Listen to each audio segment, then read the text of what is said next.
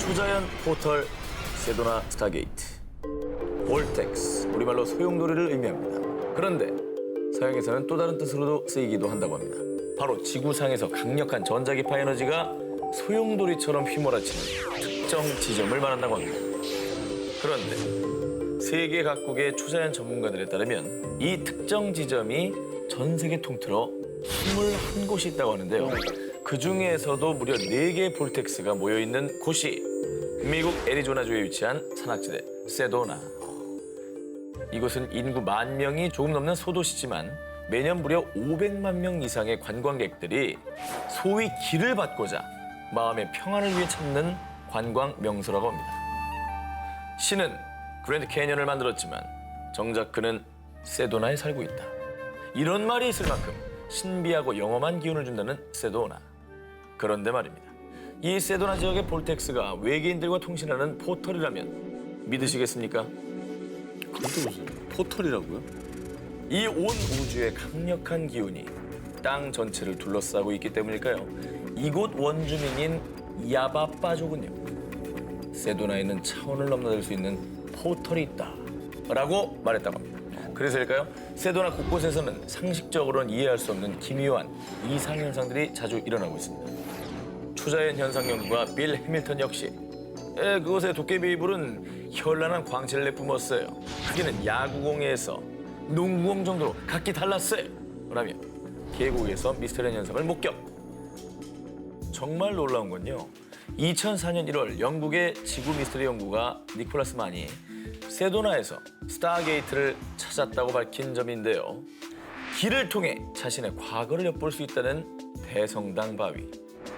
실제 비행장이 있는 언덕 에어포트 메사. 법관의 모자를 닮았다는 법원 바위. 그 외 문즈 마운틴, 리 마운틴까지 이렇게 세도나에서 유난히 초자연적인 현상이 자주 목격되는 5개 지점을 연결하면 지도에서 정확히 별 모양의 펜타그램 도형이 형성된다는 것입니다. 진짜 이렇다고? 설마 정확히 그려봤습니다. 애리조나주에서 UFO가 가장 많이 목격된다는 미스테리 키스팟 세도나. 이곳은 정말 외계와 통하는 포털일까요? 그리고 스타게이트는 무엇을 의미하는 것일까요? 남양 특집 4탄, 과학으로도 풀리지 않는 초자연상 19, 10위 공개합니다.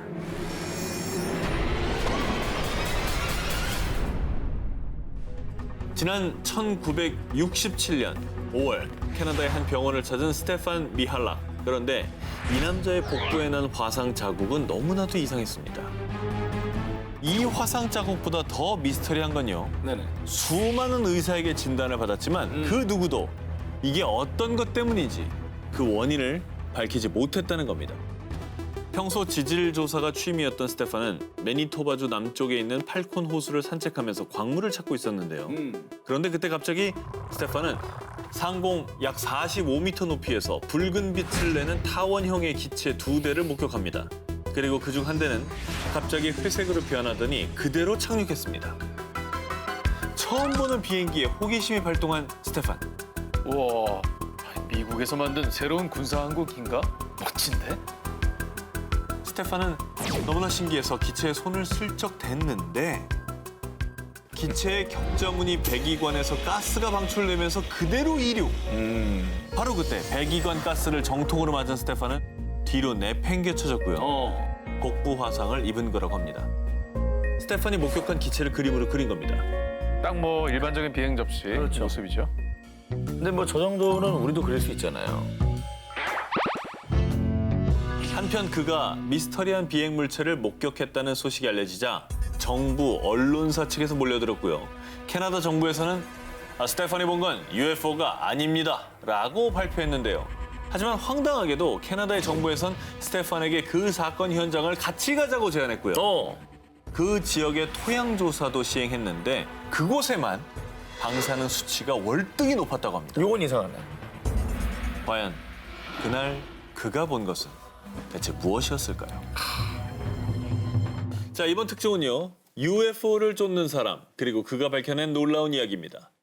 30년 차 UFO 초자연 현상 조사가 척 주코프스키. 그는 UFO, 외계인 납치, 빅풋, 유령 사냥 등 다양한 초자연 현상을 조사하고 있는데요. 그런데 2006년 척 주코프스키는 갑자기 놀라운 이론을 제기합니다. 그가 조사한 약 1000건의 초자연 현상 사건 중 무려 200여 건의 사건에 해당하는 이론인데요. 첫 번째, 일반인 출입 금지 구역, 미국 네바다주의 51구역. 그리고 두 번째는 미국 뉴멕시코주의 비밀 지하시설 덜스 기지. 또 지난 70년 동안 미국에서 10,000마리의 가축들이 피 한 방울 흘리지 않은 채 폐사한 사건도 있었는데요. 이거 이상하다. 척 주코프스키의 말에 따르면요. 이런 미스터리한 가축 훼손 사건이 발생하면 24시간 이내 그 주위에서 UFO가 목격됐다고 합니다. 그래서 지금껏 알려진 초자연 현상 지역들을 지도에 표시해 봤더니 무려 200건의 사건이 모두 위도 37도 인근에서 발생. 저거를 일명 초자연 현상 고속도로라고 부릅니다. 그는 유독 초자연 현상이 37도에서 일어나는 이유를 이렇게 설명합니다.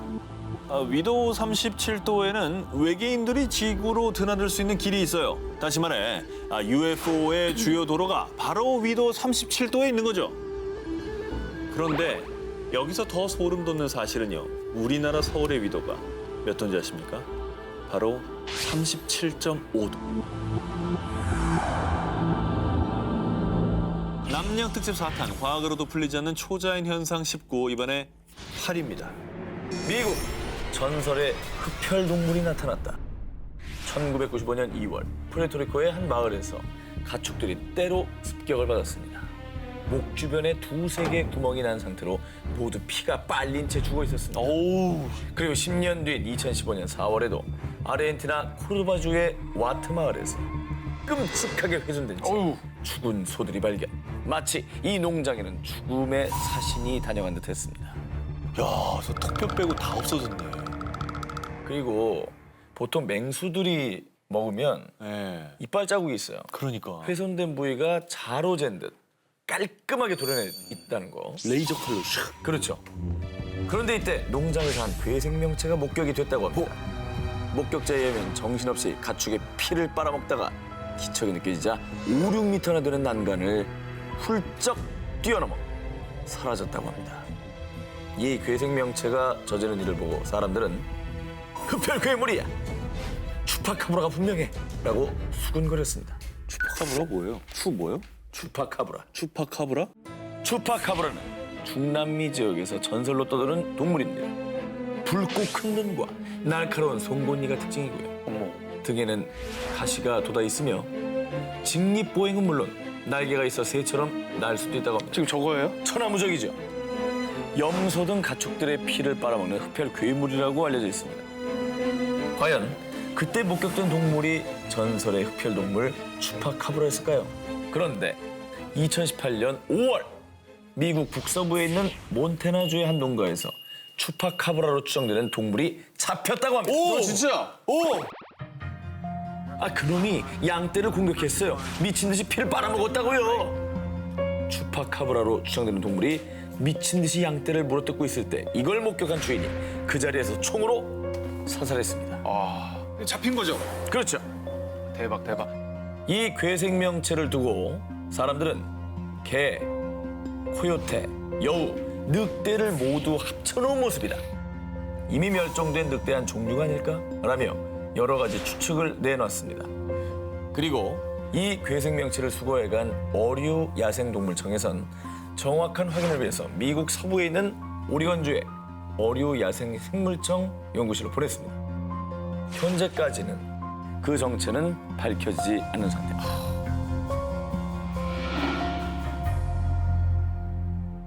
남양 특집 4탄 과학으로 풀리지 않는 초자연 현상 19 7위 공개합니다.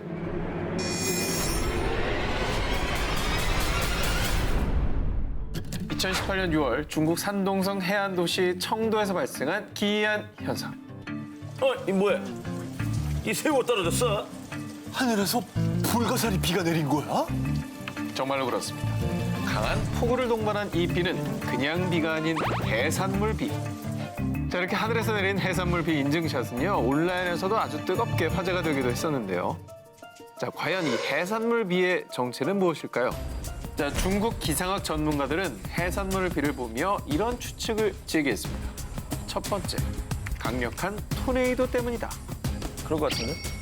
토네이도가 바다에서 물고기를 비롯한 해산물들을 이렇게 상승 기류로 끌어당겼고요. 이 상승 기류들이 약화됐을 때 해산물들이 육지로 떨어졌다는 겁니다. 근데 뭐 그렇게 강력한 토네이도가 아시아에도 있다고요? 자, 그런데 이 해산물 비가 내린 6월 13일경에는 기상학적으로 토네이도의 특성이 없었기 때문에 이 가설엔 오류가 있었다라고 볼 수 있고요. 너무하네요. 자, 두 번째, 강한 태풍의 영향 때문이다. 자, 바다에 강력한 강풍이 몰아칠 때 거센 파도가 밀려왔고 그때 바닷속 해산물들이 딸려올라와 강풍에 실려왔을 거라는 추측인데요. 자, 그런데 말이죠. 당시 청도 지역도 천둥 번개를 동반한 폭우와 태풍이 있었고요. 그해 6월에 최대 풍속을 깬 시속 125.28km의 돌풍이 불었다고 합니다. 가능하네 그럼. 그런 거죠. 물리적으로 이제 가능한 상황인 거죠. 네네. 그런데 이 가설에도 약간의 이상한 점이 있는데 바닷속에 있는 해산물들이 육지로 날아왔다고 하기에는 양식 어종이 이 중에 섞여 있었던 겁니다. 게다가 해산물에는 모래나 암초들이 묻어있지 않고 깨끗했다고 하는데요. 뒤이어 전문가들은 태풍이 근처 해산물 시장으로 불면서 어패류와 조개 등을 공중에 날렸고 그것이 떨어졌을 것이다라는 의견도 제시를 했는데요. 오케이. 자, 과연 어떤 것도 정확하게 규명되진 않은 상황입니다. 자, 대체 이 해산물비는 어디서 온 것일까요? 자, 다음 특종. 이것 역시 하늘에서 일어난 기이한 현상입니다. 세르비아 수도 베오그라드 북서부에 있는 마을 오드자체에서 온 제보였는데요. 자, 2005년 세르비아의 한 언론사에 걸려온 전화. 여기 수천 마리의 개구리가 하늘에서 떨어지고 있어요! 개구리요? 개구리가 하늘에서 왜 얘 떨어져요? 태풍이나 해도 자, 수천 마리의 살아있는 개구리들이 무려 10분 동안 오드자체 마을에 비처럼 내렸고요. 이 개구리들은 다른 지역으로 이동하지 않은 채 약 3, 4일을 버티다 말라 죽었다고 합니다. 그런데 이상한 점은요. 이 마을에서 본 적이 없는 개구리 종이었다는 건데요. 자, 전문가들에 따르면 이 개구리는 아예 세르비아에서도 보기 힘든 북아프리카에 서식하는 개구리 종이었다고 합니다.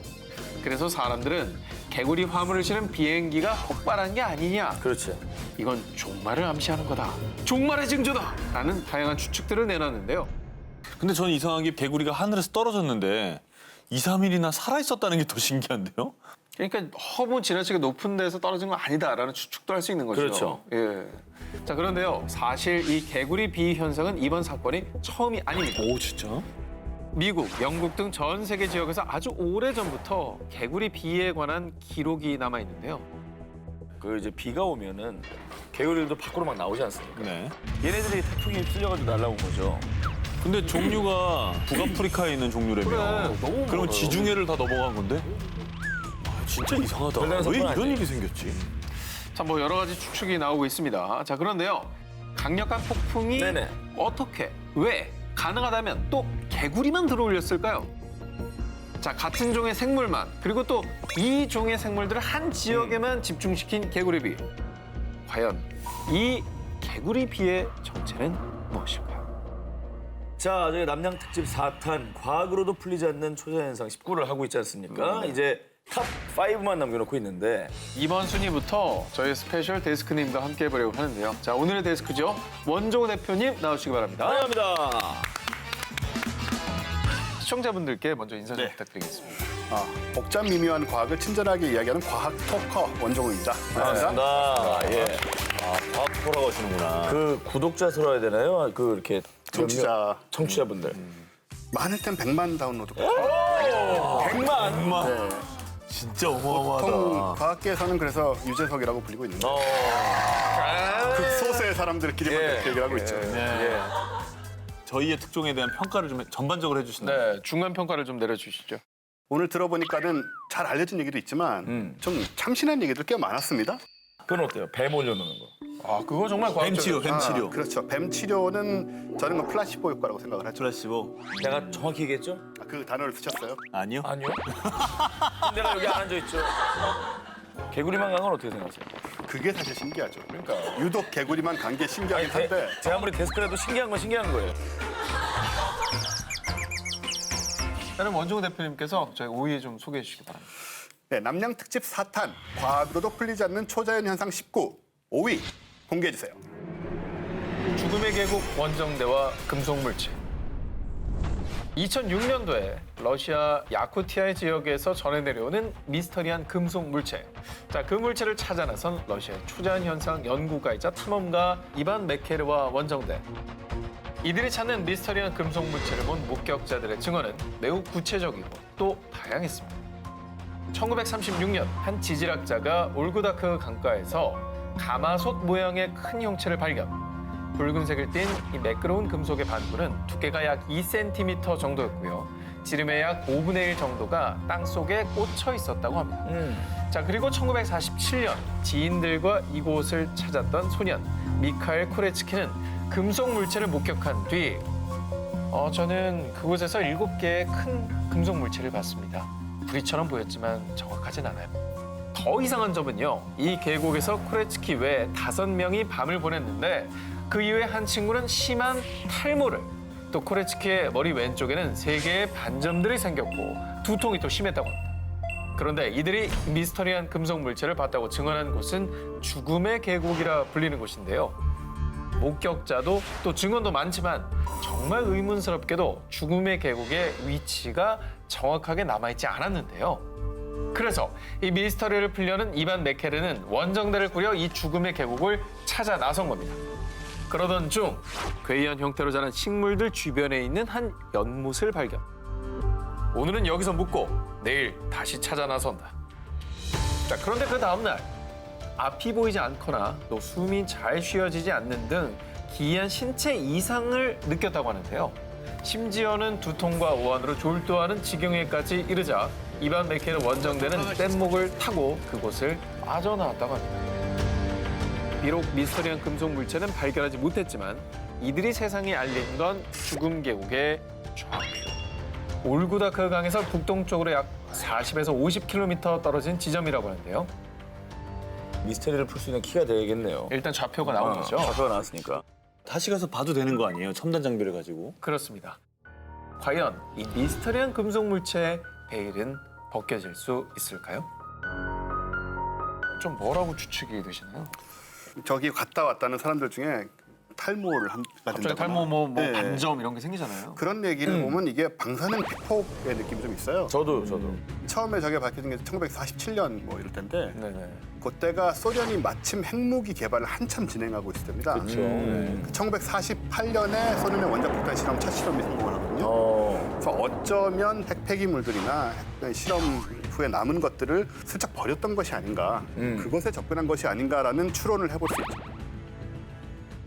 자, 남양 특집 4탄 과학으로도 풀리지 않는 초자연 현상 19 이번에 4위입니다. 멕시코에서 발견된 마녀.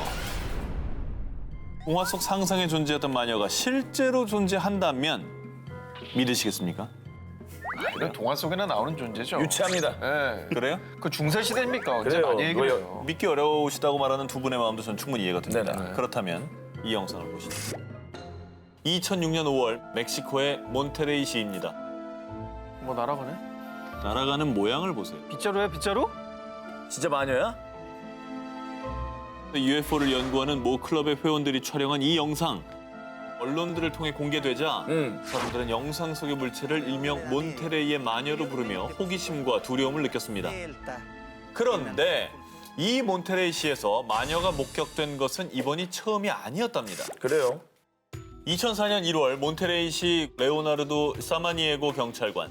그는 경찰차를 타고 관할 지역을 순찰하던 중 나무에서 빗자루를 타고 내려오는 마녀를 목격했다는데요. 두 눈을 의심하던 바로 그 순간 마녀는 경찰차 유리창을 마구 공격. 갑작스러운 상황에 너무 놀란 레오나르도는 제압할 새도 없이 의식을 잃었다고 하는데요. 그리고 2년 뒤인 2006년에도 헤라르도 가르사라는 경찰관 역시 공동묘지를 순찰하던 중 마녀를 목격했다고 주장. 그런데 이 두 경찰관은 공통적으로 검은 망토를 입은 노파였어요 라고 증언했다고 합니다. 당시 목격한 것을 토대로 그린 몽타주도 있습니다. 어머나. 우리가 상상하는 마녀의 모습이네요. 비슷하죠? 일반적으로.